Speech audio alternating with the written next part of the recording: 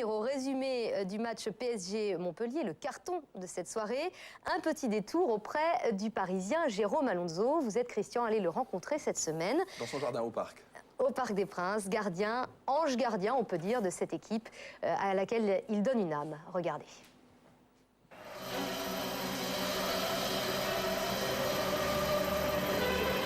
Depuis que je suis arrivé au PSG, j'ai l'impression d'être vraiment un autre gardien.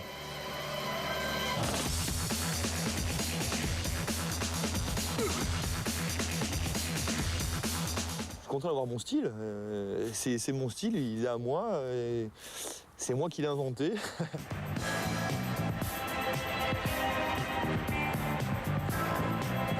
C'est un mélange de volley, de golf, de hand.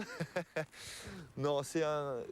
Je pars du principe que si on n'a pas le temps de s'organiser pour faire un arrêt conventionnel, je dirais entre guillemets, il faut intervenir au moment où vos membres sont près de la balle. Alors ça peut être le genou, ça peut être la cuisse. Et il se trouve que comme je suis assez grand, moi ça se situe souvent au niveau des avant-bras. Là c'est un arrêt à la G, certifié.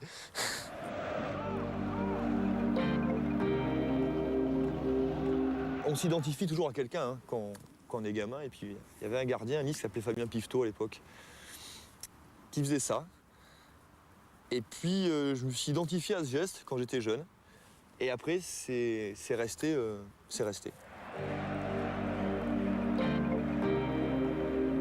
Un jour à Marseille, j'ai oublié de le faire.